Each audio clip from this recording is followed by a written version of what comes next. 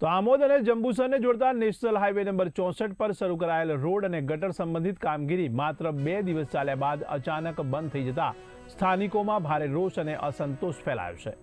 લાંબા સમયથી બિસ્માર હાલતમાં રહેલા આ મુખ્ય માર્ગ પર તાજેતરમાં જ ખોદકામ કરી ગટરો તોડી અને રોડને લગતી કામગીરી શરૂ કરવામાં આવી હતી, પરંતુ કામ અધૂરું રાખી દેતા હાલ પરિસ્થિતિ વધુ જોખમી બની ગઈ છે।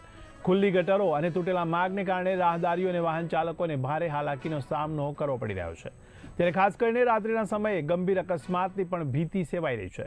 ત્યારે સ્થાનિકોના જણાવ્યા અનુસાર ખોદકામ બાદ ગટરો યોગ્ય રીતે પુરાઈ નથી અને ખોદાયેલી માટી રોડ ઉપર જ નાખી દેતા માર્ગ વધુ સંકુચિત બની ગયો છે।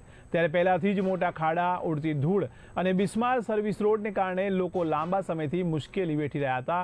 ત્યારે અધૂરી કામગીરીએ હાલાકીને વધારી છે।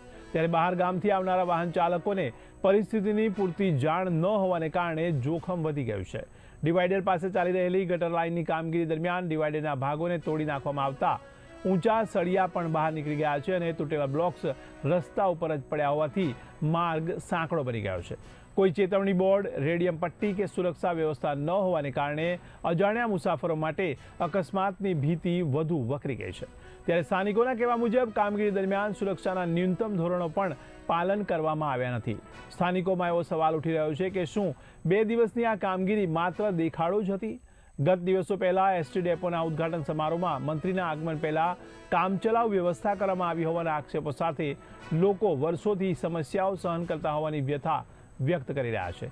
ત્યારે લાંબા સમયથી બિસ્માર હાલતમાં રહેલા માર્ગ માટે ફંડ ફાળવાયાની વાતો છતાં સ્થિતિ યથાવત રહેતા આ નાણાં ક્યાં વપરાઈ રહ્યા છે તે અંગે સવાલો ઊભા થયા છે। ત્યારે લોકોની માંગ છે કે કોઈ મોટી દુર્ઘટના સર્જાય તે પહેલા તાત્કાલિક કામગીરી ફરી શરૂ કરી માર્ગને સુરક્ષિત અને વાહન વ્યવહાર માટે યોગ્ય બનાવવામાં આવે। મારું નામ છે એમબી પંડ્યા, વ્યસન મુક્તિ અભિયાનનો પ્રમુખ છું। ગુજરાત રાજ્ય કર્મચારી સખાવટી મહામંડળનો પણ હું પ્રમુખ છું અને ટ્રસ્ટી પણ છું।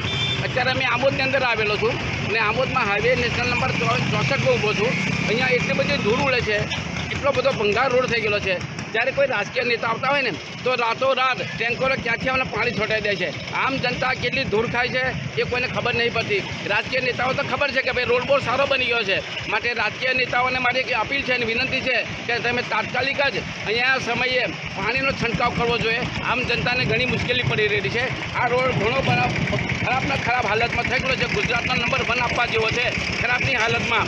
આરએનબીએ જેટલો ખર્ચો કરે છે એનું બિલ મૂકવું જોઈએ, કેટલું પાણી છંટકાવ કરે છે તેનું બિલ મૂકવું જોઈએ। તમે બિલો મૂકો જ છો, માટે મારી એક વિનંતી છે આરએનબી અને નગરપાલિકાને પણ મારી ચેતવણી છે કે તમે પણ તમારી હદની અંદર આવે છે આ પાણીનો છંટકાવ તમારે કરવો જોઈએ એવી જોગવાઈ છે। અને રાજકીય નેતાઓને પણ મારી અપીલ છે કે તમે આરએનબીને અને નગરપાલિકાને સૂચના આપો કે પાણીનો છંટકાવ કરે।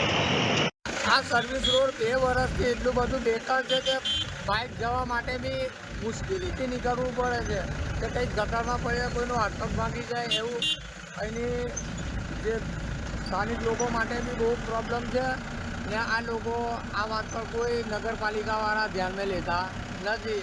હવે એની ઉપર કોઈ એક્શન લો તો સારી વાત।